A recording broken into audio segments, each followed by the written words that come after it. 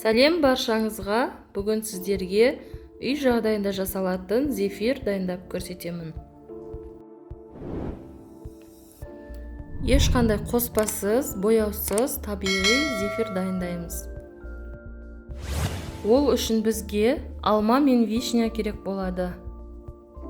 Вишняның орнын құлпынаймен немесе малинамен ауыстыруға болады. Вишня мен алманы газге қойып, бір қайнатып аламыз. Сосын блендермен езіп, пюре дайындаймыз.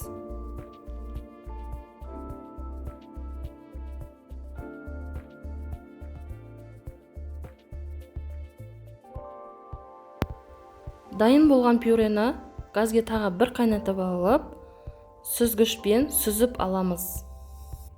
Бізге пюренің тек қана сұйық түрі керек. Сүзгіште қалған бөлігі бізге керек емес. Осылай барлығын ажыратып аламыз.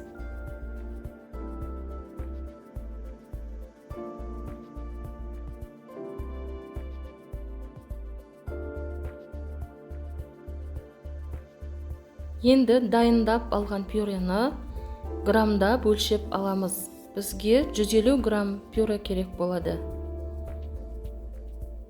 Осы пюренің үстіне қант саламыз және бір жұмыртқаның ағын салып, миксермен миксерлейміз.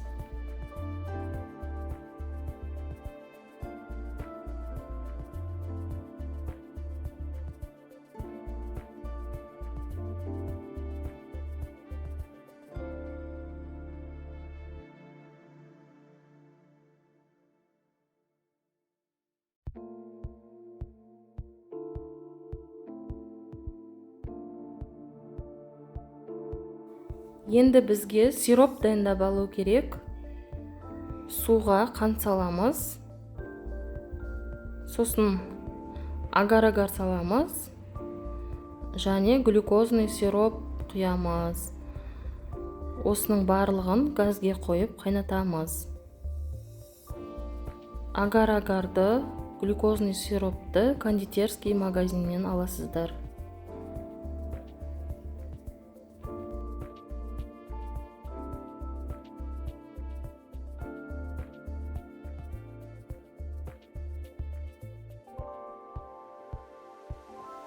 Осылай сироп дайын болған соң, жаңағы пюремізге араластырамыз. Сиропты құйған кезде асықпай бір сызықпен құйып аламыз.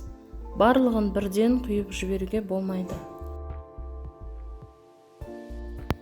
Миксердің қатты жылдамдығымен дайын болғанша араластырамыз.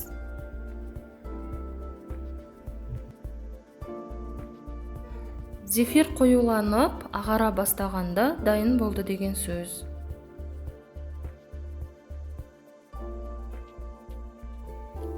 Осы зефирді алып, кондитерский мешокқа салып, насадкамен сығып отырып, форма шығарамыз.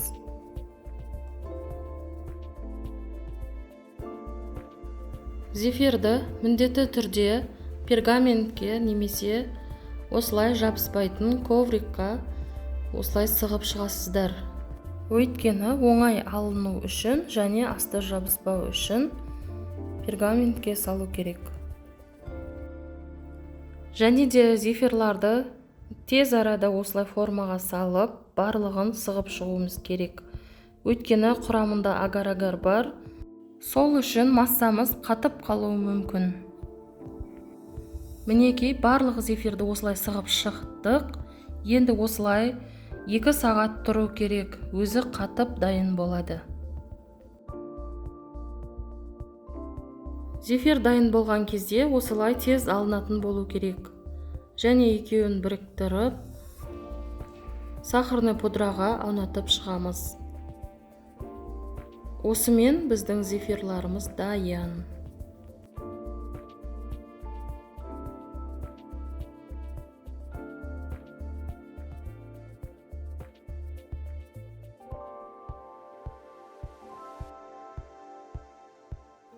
Сіздерге бір рет болса да жасап көріп, табиғи зефирдің дәмін көруге кеңес берер едім.